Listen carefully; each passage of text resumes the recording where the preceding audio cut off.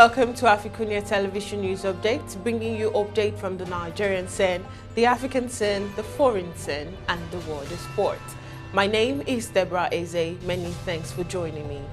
A news update today. We begin from Nigeria, where contrary to expectations that the Senate will succumb to the request by President Muhammadu Buhari to further amend Electoral Act 2022 by deleting Section 84, subsection 12, lawmakers yesterday roundly rejected the request, fueling commendations from various quarters. Surprisingly, the proposed law, a bill for an act to amend the Electoral Act 2022, was overwhelmingly rejected. Before a voice vote on the bill, which nays added, several lawmakers spoke against the further amendment of the act and urged the Senate to abide by the court ruling, which stopped the National Assembly from tampering with the Electoral Act. A federal high court in Abuja on Monday barred President Buhari, the Attorney General of the Federation, and the Senate President from tampering with the act. The court maintained that the Electoral Act has become a valid law and could not be altered without following the due process of law. And still in Nigeria, a three-story building in the Mushin area of Lagos State was yesterday destroyed by fire following an explosion of a 33,000-litre diesel-laden tanker at Mobil petrol station, Idioro, Alakara, Mushin area of Lagos State.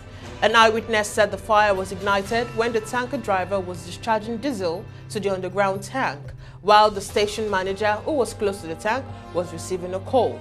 Confirming the incident in a statement yesterday, Acting Zonal Coordinator, Southwest Zonal Office, National Emergency Management Agency, NEMA, Ibrahim Fariloye, said the explosion, which occurred at the petrol station at about 1 p.m., gutted the residential building located in Alakara, Mushin, Lagos. And moving on, Kenya's President Uhuru Kenyatta has called on the international community to lift sanctions against Zimbabwe, stating the restrictions are hurting the southern African nation. Kenyatta termed the sanctions as illegal and assured Zimbabwe of Kenya's continued advocacy to ensure that the restrictions are lifted. The Kenyan leader was speaking at the State House during a joint press briefing with the visiting Zimbabwean President Emmerson Mnangagwa.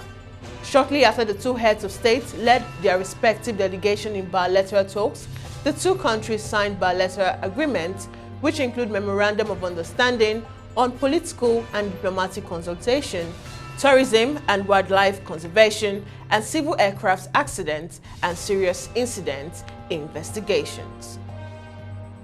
And in the African Union, the Senegalese President Macky Sall, who is also the current chairman of the African Union, Wednesday had a phone conversation with his Russian counterpart, Vladimir Putin, to seek a lasting ceasefire in Ukraine.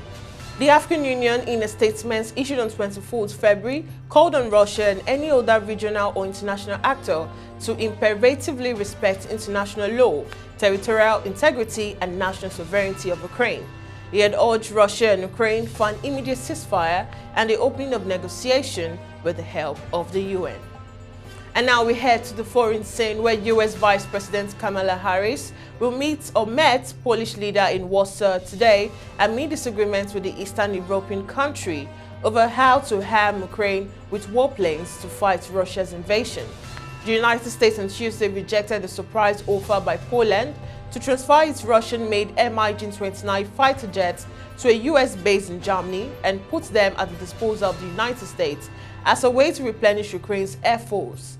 Poland's Prime Minister said any supply of fighter jets to Ukraine must be done jointly by NATO countries. However, U.S. officials said they were caught off guard by the proposal, and the Pentagon quickly deemed it untenable. And in Indonesia, Indonesia's Merapi volcanic erupted overnight, sending hot lava and ash down the slopes and prompting over 250 residents in the surrounding area to evacuate. The country's disaster mitigation agency said on Thursday. BNPB said 253 residents around the volcano in Yogyakarta, province of Indonesia, were evacuated, while ash blanketed some villages. No casualties were immediately reported. And still on the foreign scene, Russia said on Thursday an Ukrainian claim that it bombed the children's hospital in Mariupol was fake news because the building was a former maternity hospital that has been long taken over by troops. Policing said Russia had warned on March 7th that the hospital had been turned into a military object from which Ukrainians were firing.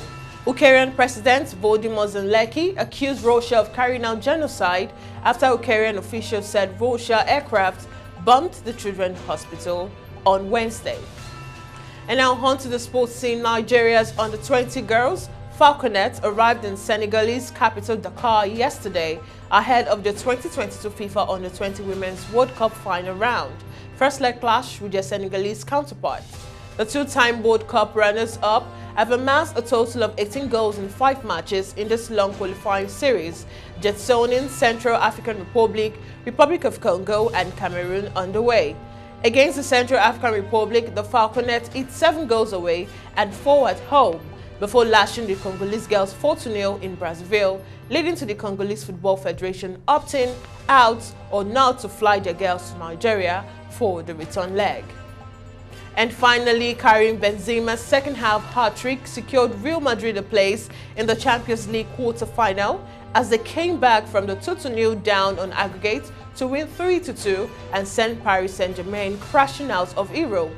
Kylian Mbappe opened the scoring to extend PSG's advantage from the first leg after getting on the end of Neymar's first-time left-footed through ball with a near-post finish that Real Madrid goalkeeper Thibaut Courtois could only get a touch on. And that's all from us on News Update today. Follow all our social media platforms on Join Team Pangram, Instagram and Facebook respectively to stay connected and up to date to news and other programs. Visit our website on www.africunia.tv, subscribe to our YouTube channel, like and leave a comment for us on the comment section. Once again, I am Deborah Ezeh. Bye for now.